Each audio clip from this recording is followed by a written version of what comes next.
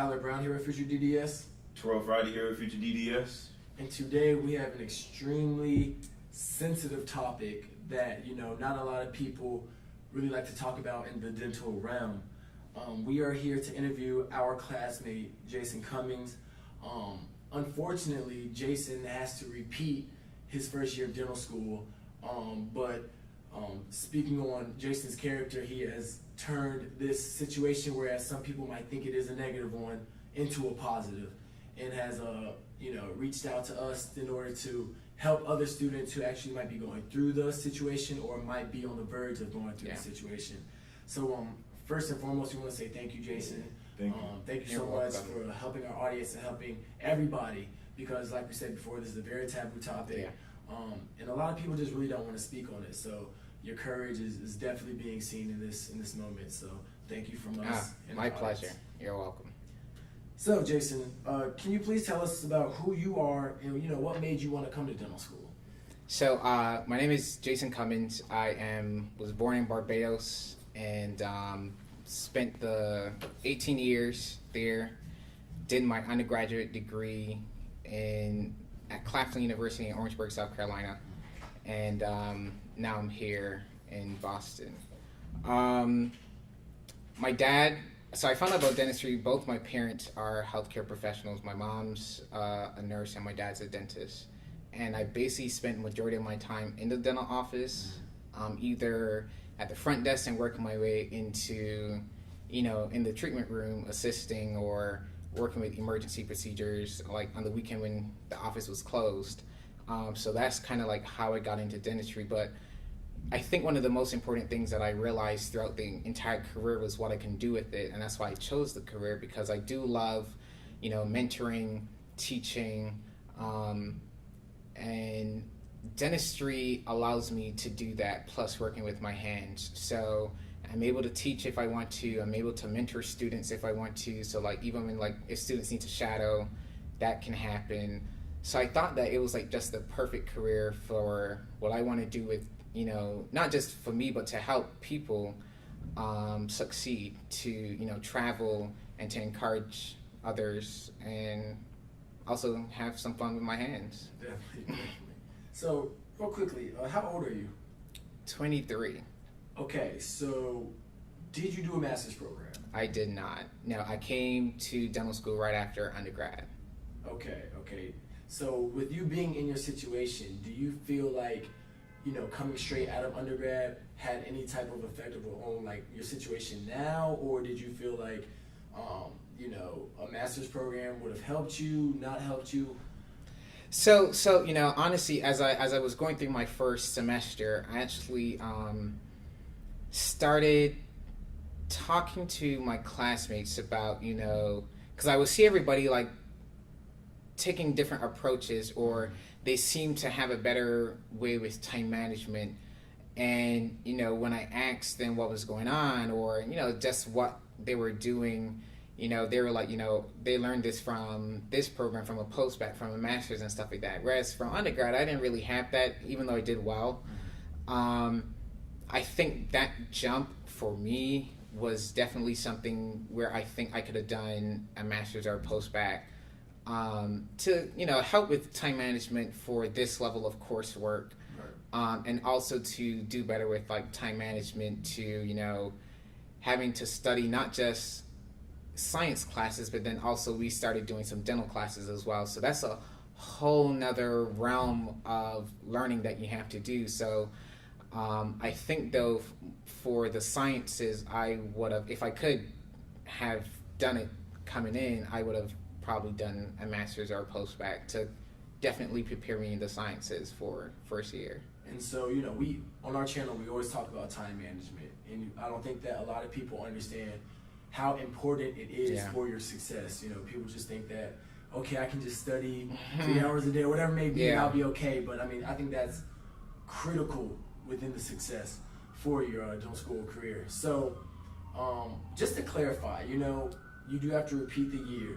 Can you tell us what's the difference between repeating a year and remediation? Yeah, so even before you get to having to repeat the year, there may be the possibility of you having to do some remediation. So Remediation basically is if you do have a D or an F, you will be allowed to remediate the course, but that remediation can sometimes be a comprehensive exam, or it can be that particular exam that you did not pass or you didn't do well. So some professors take it in a different direction, and others will just make it, as I said, a comprehensive exam over the entire course. But then retaking the year can result from actually failing one or more of your remediations. But then that will have you not. But with that retake of the year, you won't necessarily have to take, all the classes that you've done, but also.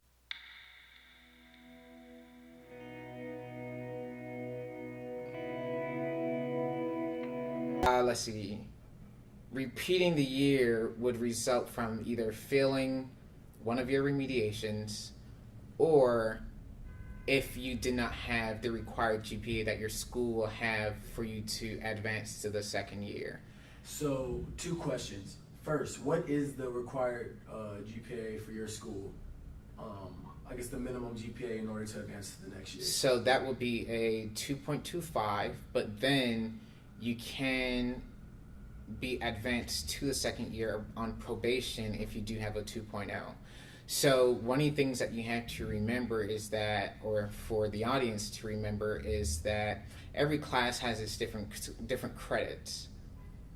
And as we'll talk about later on, keeping that in mind when you're taking your classes, because, you can get a C in a 4-credit class is definitely not the same as a C in a 1-credit class.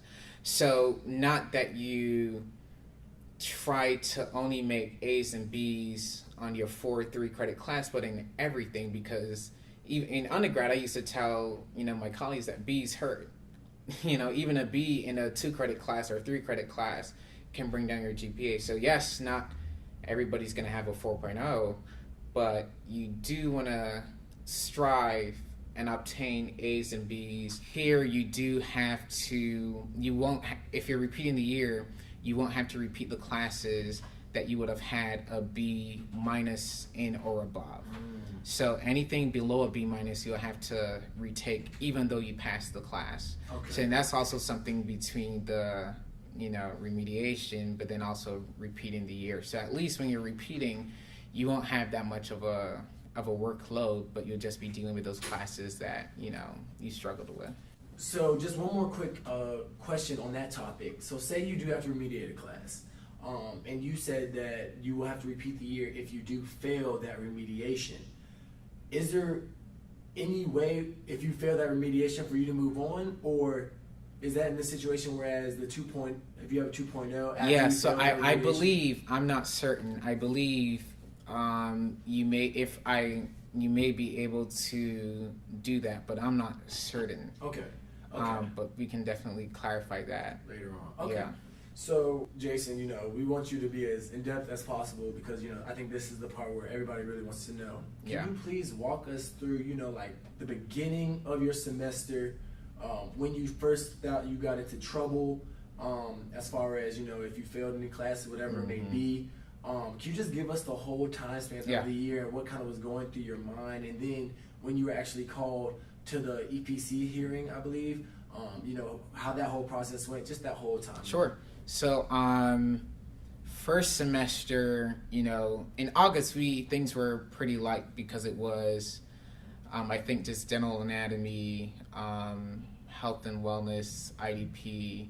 So things weren't that crazy, even though with dental anatomy, you're kind of learning a whole new list of vocabulary.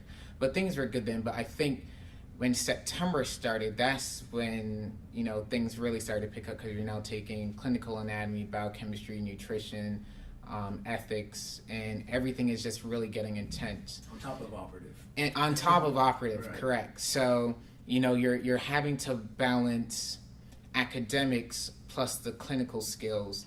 So I think that's definitely something that differs us to some of the other professions because we're kind of doing both in our first 2 years. I'm not sure about the others, but that's definitely something. But, you know, for some classes, I know like anatomy, I think I didn't do well on that first exam. I never took anatomy before, so it was kind of like, okay, like now I know what to do, kind of. So I'll speak on that class first. So throughout that course, you know, I kind of figured out, you know, what to do. I didn't really let it beat me down because I knew it was the first exam, and I think we had like 5 exams in that class. So with that, you know, I think I only failed like 2 exams in that course, but the other 3 exams I had, like, I was able to get tutoring. So if you are failing the course, you are allowed to get free tutoring from the institution. Otherwise, you can pay for it on your own. And I think that actually played a very crucial role for me in my success in passing that course, because, you know, just having that one-on-one guidance and just knowing what structures to look at, maybe knowing maybe what to focus on a little bit more, you know, kind of guiding me to what it is I should be focusing on, because there's so much information, and you can't learn it all. You know, it's because it's too much. But if you have some guidance in what to do, when to do it, I think that really helped. But throughout the entire process of my first semester, with biochemistry, with anatomy, with everything going on, anxiety started to come over me. I started feeling very overwhelmed, and I actually started having like just mental breakdowns, like how to study. Like even if I was in the books, it was like, okay, what am I doing? And I actually had a couple of those, to the point where I just thought I couldn't do this anymore. And I literally wanted to drop out of dental school, because it was just like, you know, I started asking those questions like, you know, why am I doing this? You know, why? You know, I just couldn't believe that this was happening to me, because dental school has been my dream, you know, from going through the DAT to now getting here. But then it turned out to be such a different experience than what I expected. It was just like, is this really what I want to do? Because, you know, I do have some other passions, but, you know, is this really my path? And, you know, through that, I didn't even, I didn't even think that the second semester was a possibility, or even having this conversation was a possibility, because I was just going to quit, because it was just too much to handle. And I did grow up in a Christian household, and I believe that through honing in on my spirituality and my faith, plus finding mentorship. So I also did a extra course while in dental school, health literacy intensive course, and I did find a mentor in that program. And having my mentor plus honing in on my spirituality, I think those were the 2 things that really helped me get through, helped me change my perspective on the failures or the mishaps, or, you know, dealing with the coursework, you know, taking one day at a time. Because, you know, sometimes you could think about everything that needs to happen in the next couple of weeks, but it's like, focus on one thing first, then do the next thing. So it's like, and I think that reduces the pressures and the anxiety, because now everything is not coming at you at one time, but it's like you're taking it one step at a time. And with doing that, and also depending on friends, working in groups, or just like taking the time to at least and build that confidence back up. Because I think when you're dealing with anxiety, and when you're dealing with things with you feeling like you can't go on, you don't think that you can do it. And so, just to clarify, this was at the end of semester 1. No, this was during semester 1. Okay, so yeah, this was like, yeah, and I think like in the middle of all the nitty gritty, you know, it was just like, I don't know if I'm gonna finish this year, this semester. You know, it's something that you have to, you know, like I didn't have the confidence anymore. You know, I didn't have the drive to study. I was just like, you know, like, why am I doing this? And I think when all those, it's like, you know, you get one knockdown, but then your mind starts going, everything then becomes negative. It's then really, what's the point? Like, how do I get back up, from this? How do I finish? And that's, thankfully all that did change, even though it was a struggle, finding a mentor, going to church and relying on my faith, and just like, putting in the extra effort, talking to my professor. So I actually did talk to my anatomy professor, letting him know what was going on. And like, he would email me and check up on me and be like, hey, how's it going? And I'll be able to like, and so those things actually helped me kind of like stay on track, because it's like, it's no longer just me, I have a support group. I have people that I can now kind of go to kind of help me out. And then also being an international student, as I said that I was, I also did have the stresses of thinking about how am I going to be paying for school. So, so I guess my story is different, but also because I guess I'm dealing with some additional things, but also dental school is not always pretty. Dental school is not always, and not everybody deals with the stress of dental school or any professional school in the same way. So I think that it's finding who you are and kind of having to remember why it is you got into this profession.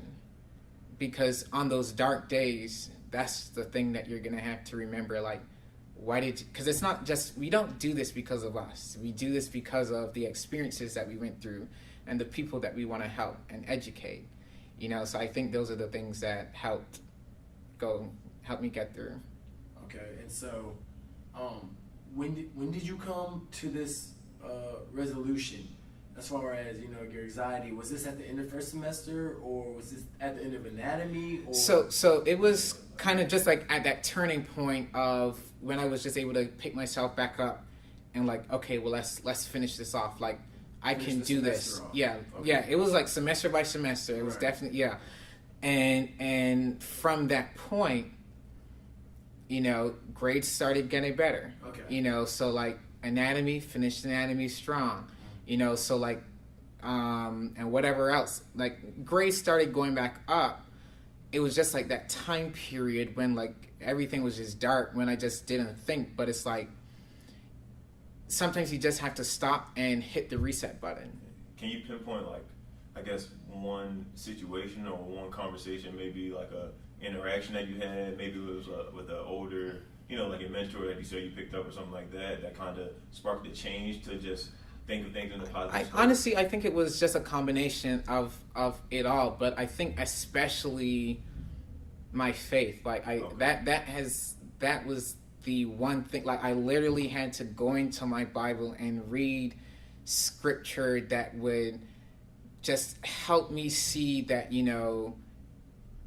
I can do all things, or that, the plans he has for me are for good, and that I will prosper, and I also had to realize, that even though there are storms in life, that doesn't necessarily mean I'm not supposed to be on this journey, right. And I think sometimes, that's what deters people from getting to that end point, because and I understand why people might, because I mean, you feel terrible, right. You feel like there's no light at the end of the tunnel, like I did, but it's like, what do you have that can pull you out the well? What is it that, so what is it that is going to keep you sane? What is it, so is it going to be, going to therapy? Is it going to be going to church, or praying to the God that you serve? There needs to be something, because not every day is a good day, and that's for anybody. But it's like, there must be something that is going to hope, something positive that will help you get back out and fight that fight, or hit the reset button, I think is what I had to do to finish off.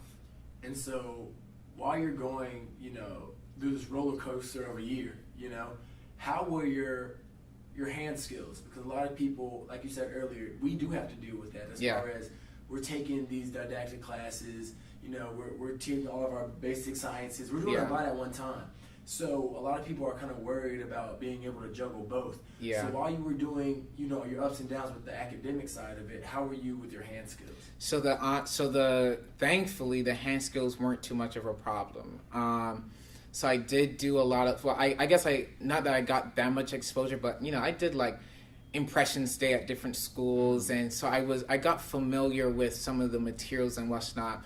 But I also think that how our class is structured, we do have that time to practice, and I think because I love that side of dentistry more than the academics, that was like my saving grace. Basically, like when I got into sim clean or when I got into pre-clean, and it was time to go to operative, it was like nothing else mattered. That was just like my piece, like how exercise is for some and what's not. Like that was just like, okay, wonderful. Like I can finally do actually why I went through the DAT and went through a science major to do, like, this is why I'm here, to learn these skills. So that's definitely something that I didn't worry about too much while I was here. Okay, great. So your grades are, back on the rise. When did you know, what was the process of you even starting to think that, wow, I actually might have to remediate even though my grades are getting better? Yeah, so that started in the second semester. So second semester, we started the integrated curriculum, and, that's also another change too, because it's no longer one subject, another subject. Now it's just systems-based Cummings. So it's a new kind of learning that I also, as I'm sure a lot of my classmates had to get adjusted to. I think in our first course, the first exam didn't go too well, but then it was just kind of like a shaky rock. Okay, now you know what to do, kind of like what the integrated is like. You definitely can't wait until the last day to study because there's just so much material, because like we had didactics in the morning, then like oral health promotions in the afternoon, or IDP, or whatever the class is. But in around February, March, I actually encountered some personal things with family. I had some family issues that I encountered that really jeopardized my focus to study. I wasn't able to so throughout the whole experience, I learned not just how to get through the dental aspect, but also a lot of things I had to do personally. So like even during that time, before dental school, I never had to cook. I never had to, there were certain things I never had to do, but then when I got here, one, based on my financial situation, I couldn't do the things, like we don't have dorms, so, there's no cafeteria. So I had to learn how to cook, but then around this time when I was dealing with classes, I didn't have any food, or food was very limited. So, I'm dealing with that, plus, whatever stresses, plus trying to deal with academics. And like we had 2 exams during that time that I definitely didn't do well in, because it was just like too much, because then my parents are back at home, and I'm dealing with that, dealing with school, it was just like too much. But through that, as I said, you learn how to cook. You learn how to now become a little bit more independent. So all of my negative experiences definitely have helped me grow into, someone I didn't even know that I guess it's like, I had to adult a whole lot sooner than I thought I had to, because like life happened that and I didn't expect, you don't expect, you never know what's going to happen a month or 2 months from now. So there are definitely some big boulders that come in and just hit you unexpectedly that you're just like, really? That? And then dealing with school?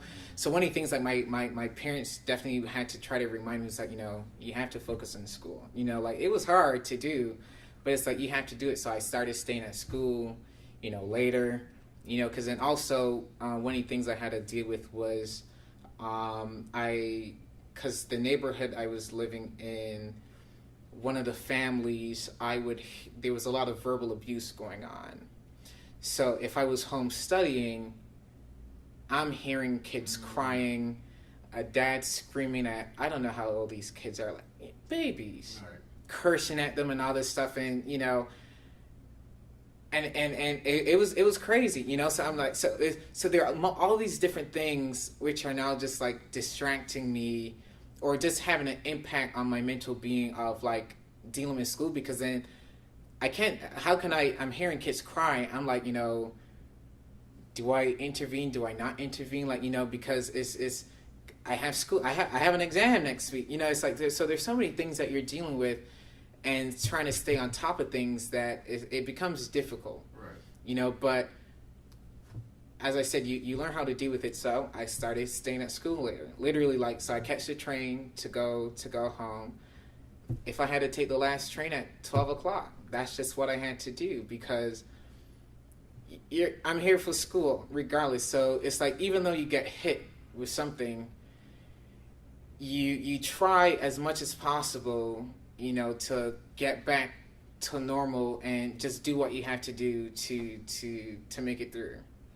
And so, when did the school reach out to you? You know, and what was that process like?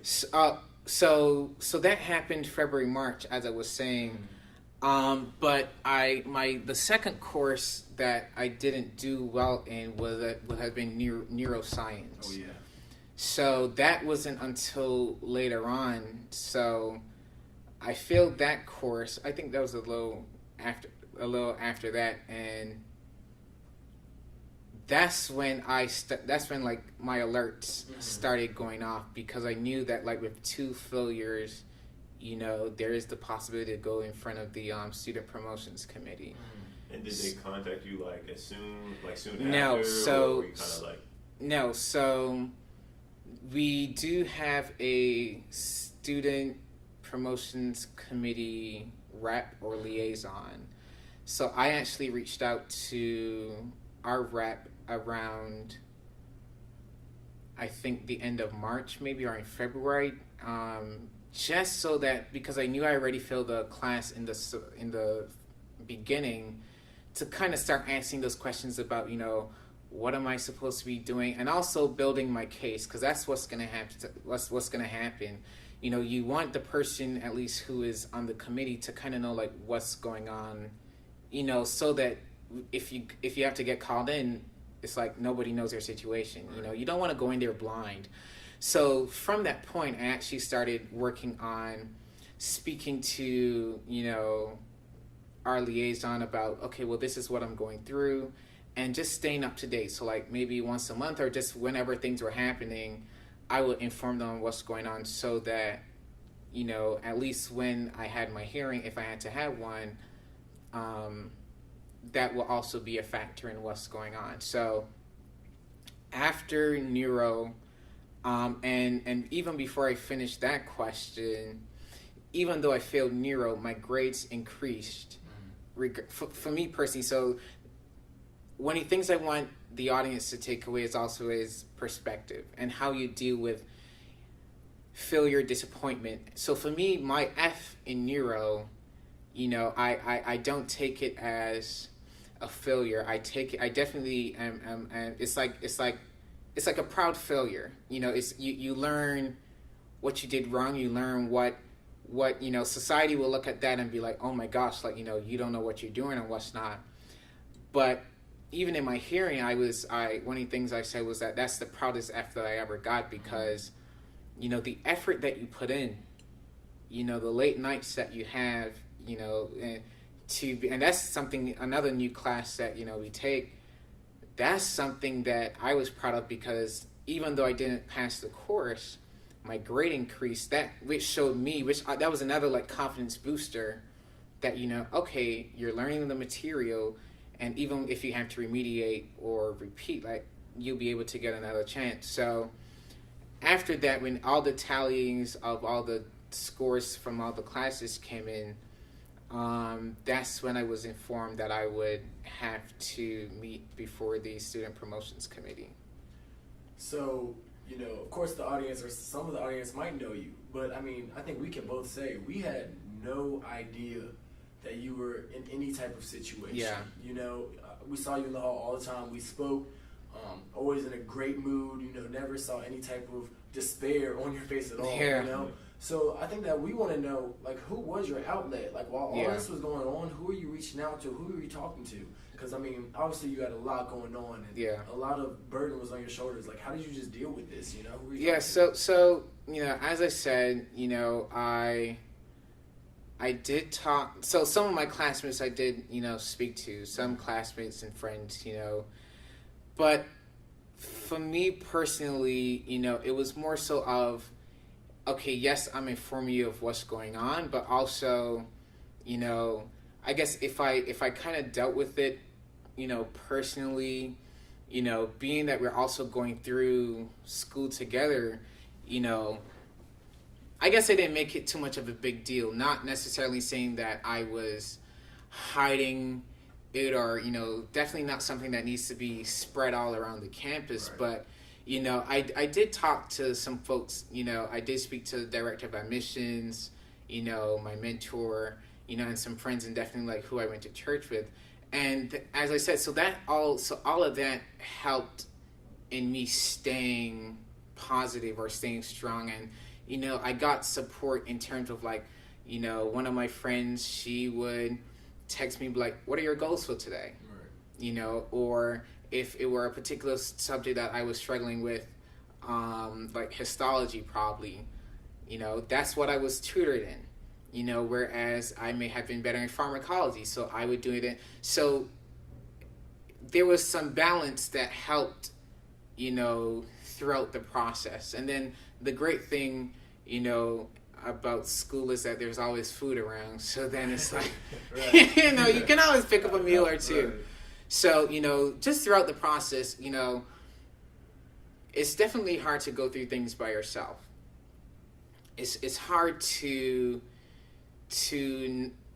have to go home just to sleep, but literally have to be out of the house to just make sure that you can get your life together. Right. But that's just the reality of it all. And, there are some things that we can change in life, but then there's some that are not. But, as they always say, when life gives you lemon, you make lemonade. Right. And, throughout the process, and even now that knowing that I have to repeat, I had to learn that, everything is with purpose. And I think that's what I took throughout the experience. So even though I didn't do well here and there, it was, what did I learn through this experience? I still passed majority of the classes, so there are only those 2 that were, okay, failures, but everything else, was passing. But even though I repeat the year, it was all still a learning experience that I was able to take. Speaking on how you go through the situation like this, and like we said, we didn't know anything was going on with you. I guess what was some advice to somebody who's going along and in that similar situation? How would you kind of advise them, or what are like some tips that you would give them to I guess maybe opening up? Because Yeah. I mean, it takes a certain amount of like vulnerability to Yeah. be able to open up. And of course, you have to find somebody you're trusted Right. with. But like, how would you suggest that they go about starting that conversation, or maybe maybe like a scenario that you can kind of give them to kind of walk them through? Yeah. So honestly, we had a class meeting one time, and one of our classmates actually, opened up about struggling with the class, and that was the first time throughout everything, somebody was actually transparent about, I guess publicly to the whole class that, okay, like I didn't do well on a test and, you feel bad and stuff like that. And they went to go seek counseling. And from that time, after hearing that, I guess for me, that sparked something to go speak to the counselor as well. And I went, here and there, but it was good to also have that professional help as well, because that's one of the resources that the school has. And it even though you're in school with classmates, it definitely takes a lot to find those people who you can open up with, your friends, because you wonder what is the response going to be, and you're thinking about, okay, they're having their own lives, you know, to go through. They're studying for this exam, you know, who do you talk to? But, you know, when you find a group of people who you deem to be friends, you know, I think in this moment, even though it's the first year, it definitely helps to, and as you're building relationship outside the class, I think that's one thing that kind of helps. But then also too, and one of the reasons why I'm doing this is also to allow people to know that, you know, there are some dark days in school and that life does happen, and hopefully, you know, I can be a resource even though I'm not specifically there. But, you know, sometimes I would just have to call maybe a friend, one of my friends from undergrad, or, you know, talk to my aunt, or, you know, because me personally, I've never been one to really open up about a lot of stuff. I've always been the person to receive, you know, everything. I've always been the mentor. I've always been the counselor, you know, and it's so I've had to learn how to also ask for help, you know, and I think that's one of the things that actually allowed me to be where I am today, because it's like, you know, you can't drown by yourself, or, you know, you can't struggle by yourself, because then, you know, you miss out on your blessing. You know, if you don't knock on the door won't open. So, you know, you definitely, it's like, and sometimes it's pride, sometimes it's embarrassment, or sometimes you think that you've dealt with the problem, or it may have resolved enough that you can move on. So then there's no need to talk about it. So there may be different reasons why, you know, we don't say anything. And then me personally, as you say, like, you know, I'm always smiling at school, Right. and, you know, it's if I'm not smiling, if I'm not, you know, reminding myself of, you know, why I'm here, it's gonna be, and everything shows on my face. So it's gonna be like a whole different story. And then do you want people to always be, you know, then are you okay? You know, like, you don't want that sympathetic feeling, you know, when you're down and out. Right. You know, you kind of, so it's like when you say something, because when people are hurt, they're not just looking for sympathy, but they're looking for encouragement. They're looking for, and in that moment, who you question who is going to be the best person to give that. And sometimes I think that's very hard, because you just, sometimes you don't know, and through different experiences that you may have, you know, it's like, this person may not be the best, you know, to ask, even though they may be a close friend. So then it's like you just swallow it up and you deal with it, you know, and it's not always the best way. But I think, me personally, because I had relationships, especially with people in administration here, and also, like, you know, friends and what's not, and especially with God, that, you know, once I give that up, once I am continually focusing on doing what I have to do, you know, like on my financial part, I also had to be like, this is something I can't change right now. Stop worrying about it. So sometimes we have to play a part as well in what we're, in the storm that we're going through. Is it something that I can change? Okay, great, let's change it. If there's a circumstance that you can't change, Right. well, Yeah, like, what can we do? you just have to let it go, or just put it back until when you can, because time is of the essence. Like, we still have exams, we still have competencies, we still have school, and that's kind of things that I had to do, you know, to keep going forward, you know, but faith was definitely the biggest factor in my success. Okay, and, you know, just to wrap the interview up, Jason, once again, thank you so much for speaking with us today. A lot of people have this mentality, whereas, you know, it won't happen to me. Right. You know, people look at dental school as a fresh start, which it is, but, you know, you can easily fall into a trap, you know, and think that, like I said earlier, it will never happen to me. So what would you give to those incoming D1s? What would be your biggest piece of advice to them? You know, the ones who are just gung-ho and extremely confident that this will never be me. Yeah.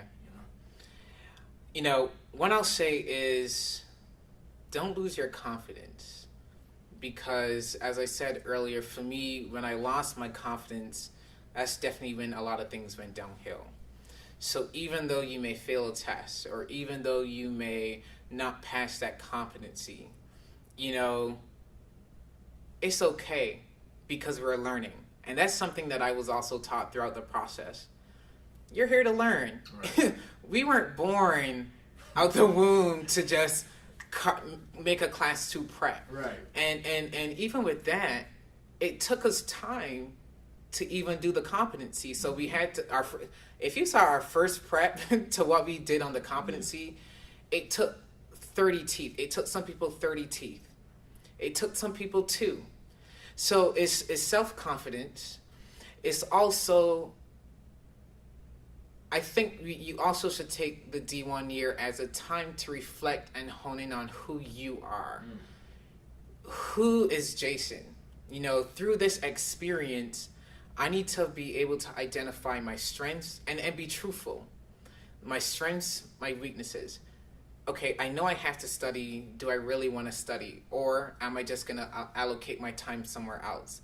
Being able to sacrifice. There's not every time I can go out to drink. I like to drink. I mean, I'm from Barbados. Right. So it's like, but then I had to, you know, really question, okay, am I going to have a rum and coke, or am I going to study? You know, because it's like, you know, you can't, you know, I'm going to start getting sleepy, or I'm going to, you know, so, and then I can't study. So it's like being able to sacrifice, you know. I can't talk to my friends like I used to. Like, when I talked to my friends, it was actually when I was walking home, because I do a 15-minute walk. Mm-hmm. So it's now like prioritizing, you know, what's going on. But I think most importantly is not being afraid to ask for help.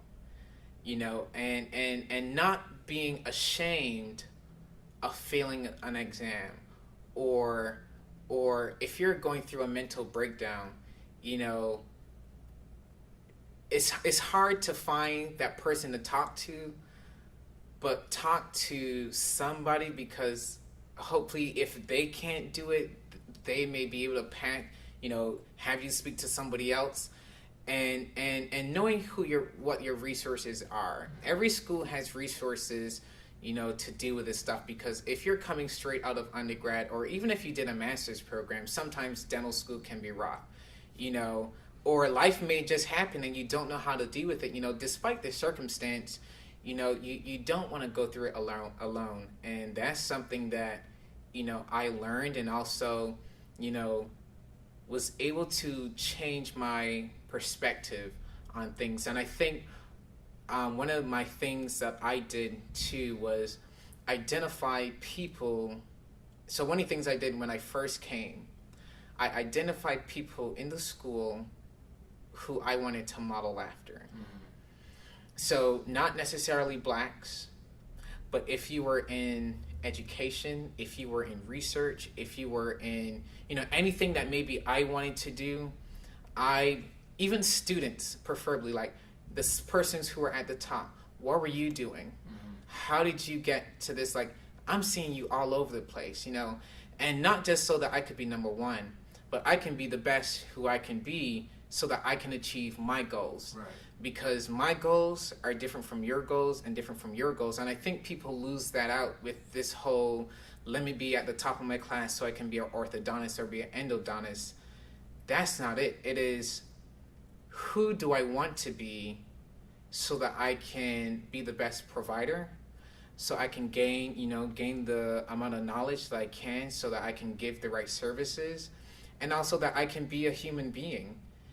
Because regardless of being number 1 or number 210, we're still human beings, and we still have to know how to treat people. And it's like, even though we're striving for success, we still have to remember that we're humans and that life still happens. And how do we keep growing, and how do we keep moving forward? So it's like dealing with adversity, you know, dealing with the struggles of life, being able to hit the reset button and say, okay, it's okay.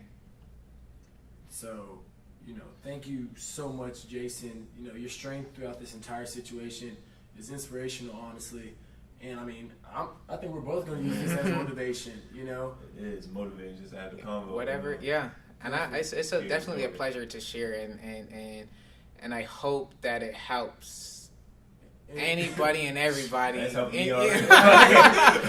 know, and just whatever it means, because I mean, like, and one of the things that I was saying earlier, even though we wrap up, is that, you know, people shy away from this conversation, as you're saying, you know. Always. You know, I never knew that people struggle in dental school. It's like, you know, you never know the problems that people have or that they're going through. But then the best thing that you can also learn is, okay, they had this problem, but they found a solution. And I think people just get stuck with having to remediate a class or having to repeat a year or having to maybe come to dental school, go do a master's and come back. It's all about the journey. Right. So it's, you know, it's not about how you start, but it's about how you finish. And, you know, sometimes, you know, you have to make that lap again. Right. Because you're able to reflect on where you're strong, where you're weak, and strengthen those weaknesses. But at the end of the day, you're still going to finish. Right. You're still going to walk out with that DDS or DMD. You're still going to be a dentist. You're still going to serve the community. But your character will be built. Your spirituality, you know, will be increased. Your faith will be increased. You know, and your passion, I think, because to go through this, to have this conversation, to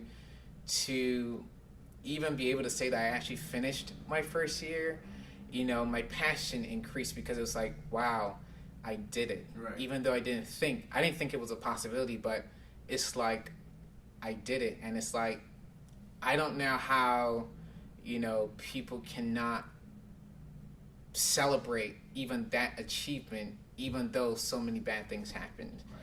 So it's just about celebrating yourself, and I think that's the last thing I think that we should all do. You know, despite whatever we do, celebrate yourself, because going through this curriculum is not easy, but to finish is commendable. So where can our viewers, or, you know, anybody who's watching this video, can they reach out to you via email, Instagram, whatever it may be? So actually, you can hit me up on Instagram, and I'll give Tyler and Tyrell the link. Instagram, email, you know, whatever it is that, you know, even if you're going through something like, and I can be a help or just set a resource, definitely reach out, because I've been through it. Not everything, but I'm gonna go through it again in terms of repeating the next year, but it's only stronger from here, you know. Even though life may happen, it's always gonna be stronger and always gonna be better. All right, you all. So we'll make sure to put that contact information in the description. Once again, thank you, Jason. And as always, if you haven't already, hit the subscribe button, as well as the notification bell, so you know when we post up new content. Head over to Instagram, follow us at _FutureDDS, and again, we'll put that information down in the description so you can get in touch with Jason directly if you have any questions for him. But again, thank you, Jason. You're welcome. Thank you. Thank you.